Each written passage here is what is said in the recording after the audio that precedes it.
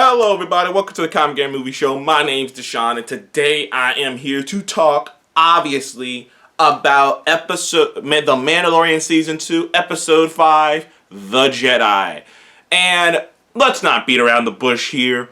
The big thing people were waiting for, at least one of the many things, other than like Bo-Katan, people were waiting to see what was going to happen with that, with Katie Sackhoff and whatnot. But the big thing was clearly Ahsoka Tano. And rumors swirled that Rosario Dawson was going to play her. Rumors swirled around this character. We didn't know. I thought maybe they might even misdirect.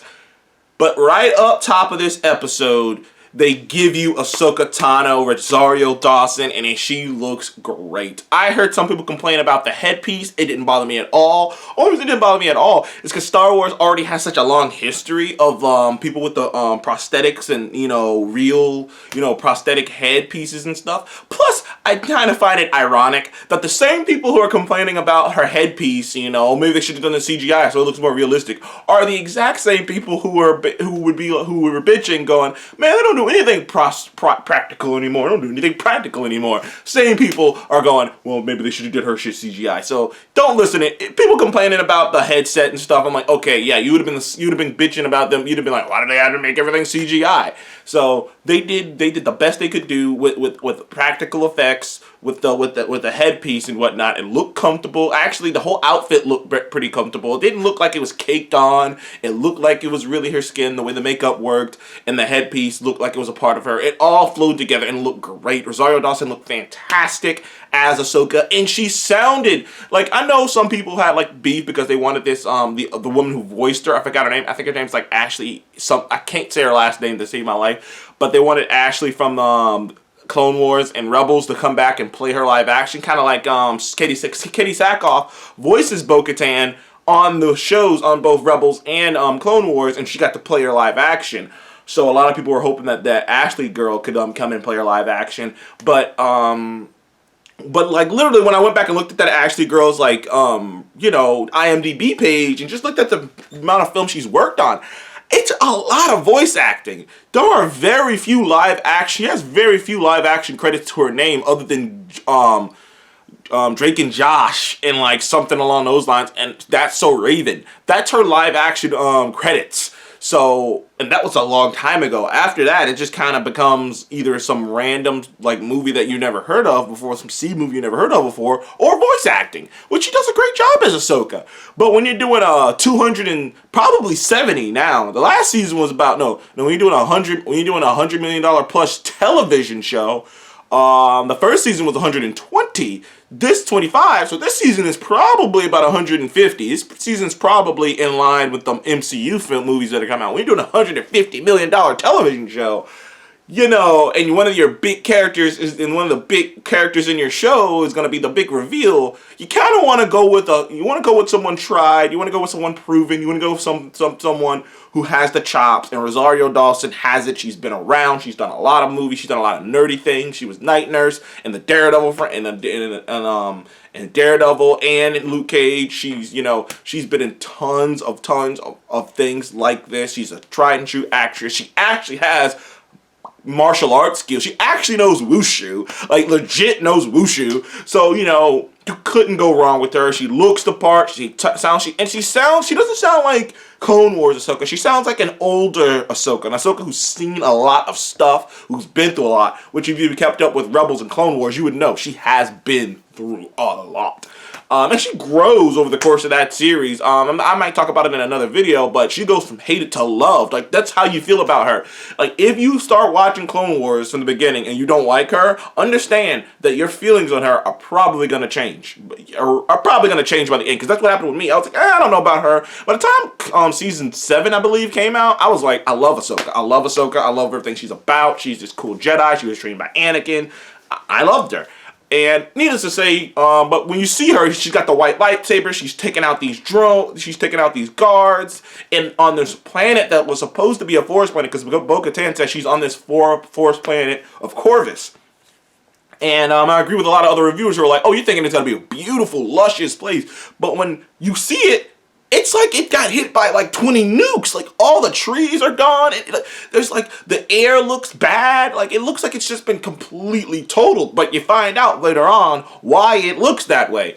But yeah, Ahsoka's taking out all these guards who are coming after her, and she's confronting the woman who's running this like little town, this little fucking town that's like some shit out of, like, it looks like some shit out of Fallout, really. This town, and how this woman is like ruthless, is like threatening to murder these people if Ahsoka doesn't murder the people of this town if Ahsoka doesn't leave. And Ahsoka says, "I'll give you one day. You tell me the information I want to know," and she disappears into the smoke. And awesome thing, the woman, I can't remember her name off the top of my head, but the main woman who's like running the fucking, who's the head of this.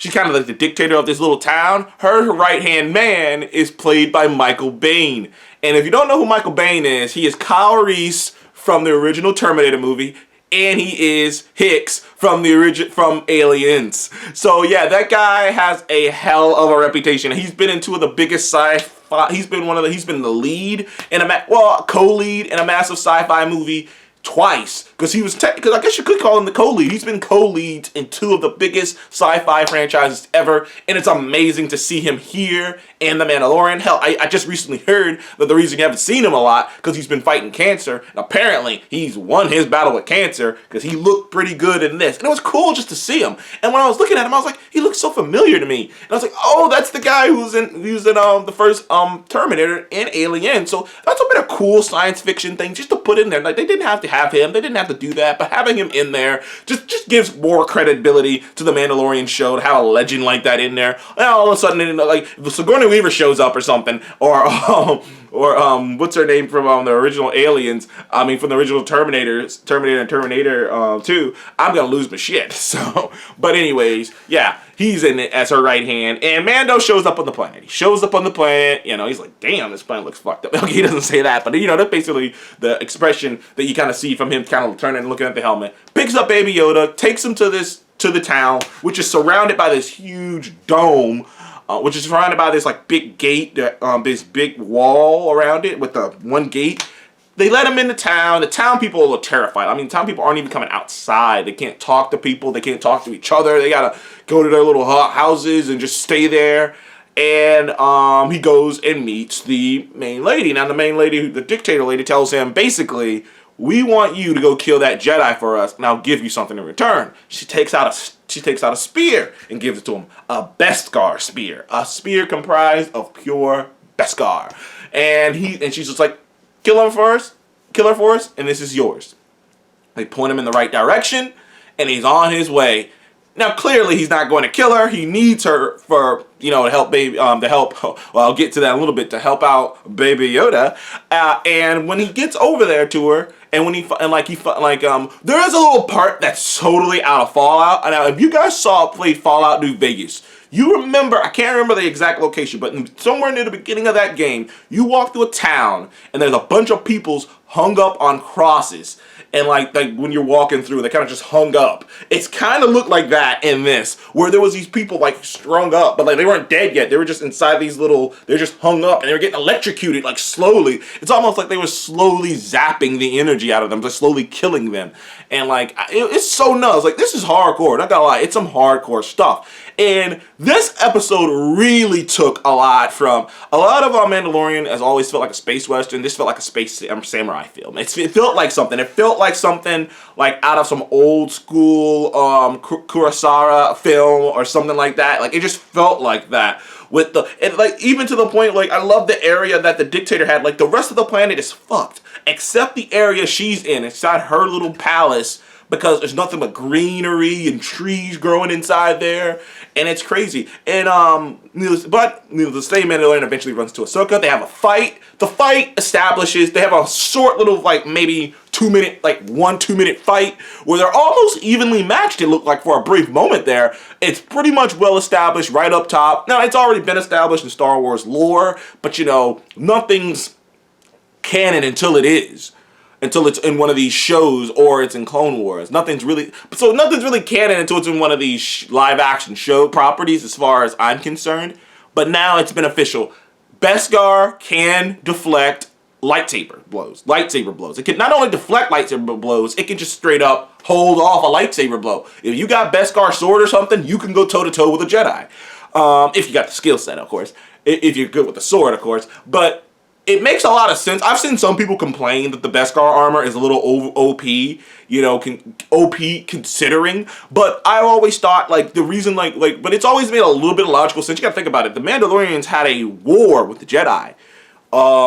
The only way that the Mandalorians could go to war with the Jedi without it being a slaughter is if they had something to help them.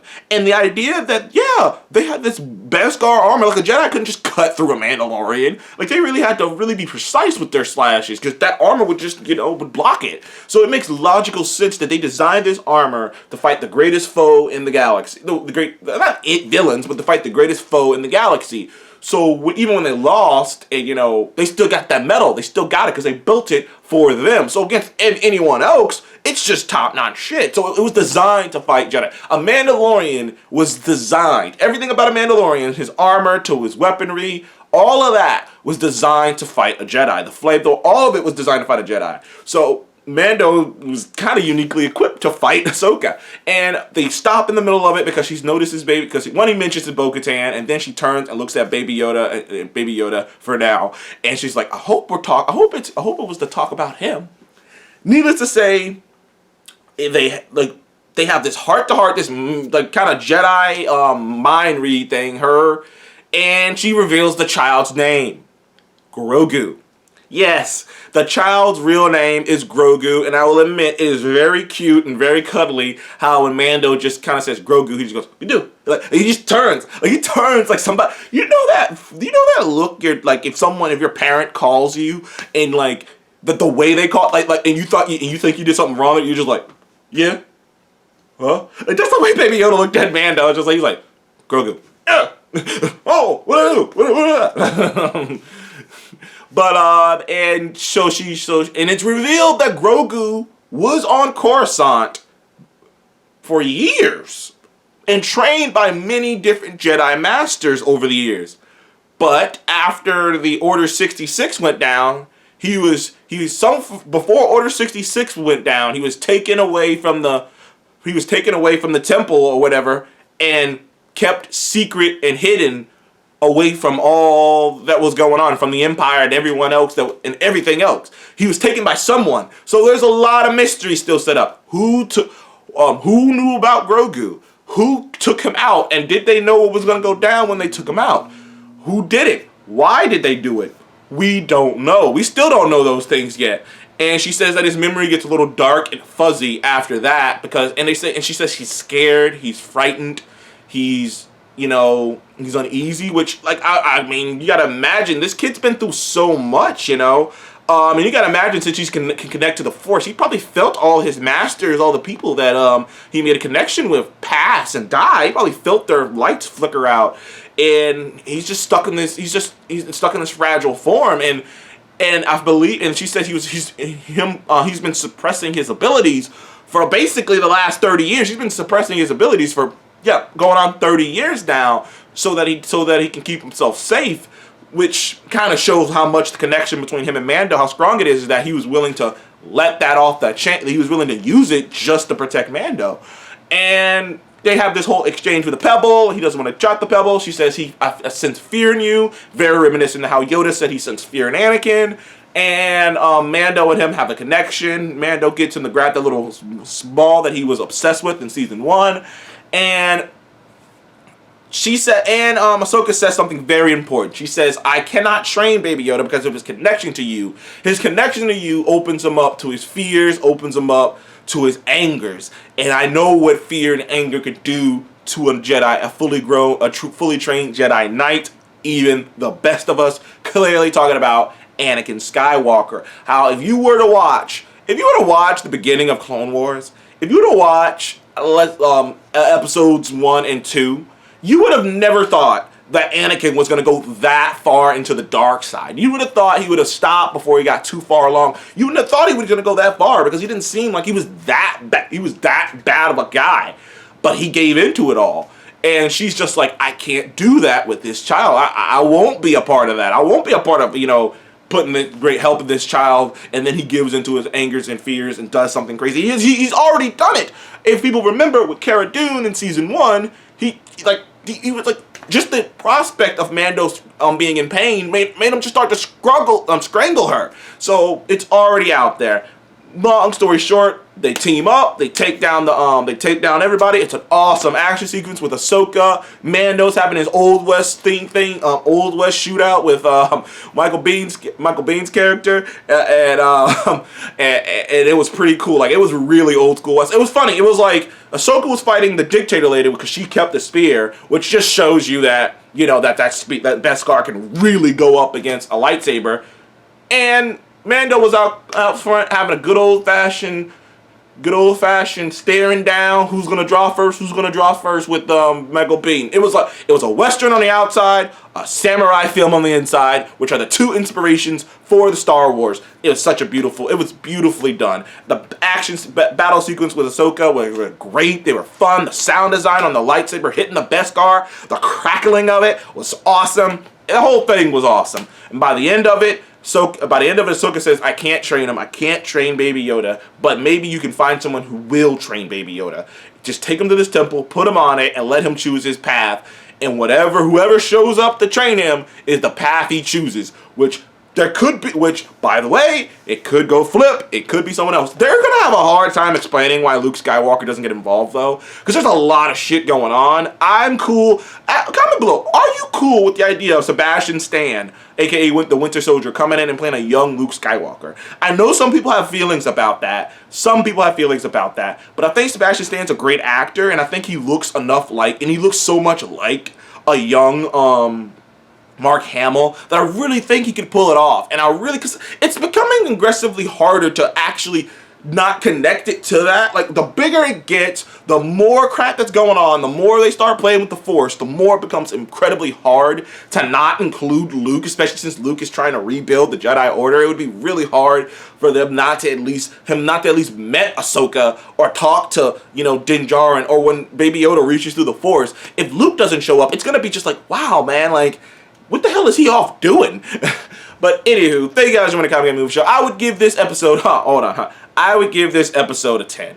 I loved it. I thought it was fantastic from top to bottom. Dave Filoni's directing skills have gotten better. Rosario Dawson killed it as Ahsoka. The action was great. The atmosphere was great. We got so many answers. We got Baby Grogu. Baby Grogu. That's his name. That's his real fucking name. I know some people are going to be like, I'm going to call him Baby Yoda. Well, guess what? You're a dumb bitch. It's Baby Grogu. Sorry. It's Grogu. Thank you guys for watching the Comic Game Movie Show. Please don't like and subscribe, and please go check out the latest episode of The Mandalorian. It is a fantastic thing. It is still trending today, and it came out on Friday, so it must have been really good. Thank you guys for watching the Comic Game Movie Show again. I'll see you in the next one. Goodbye.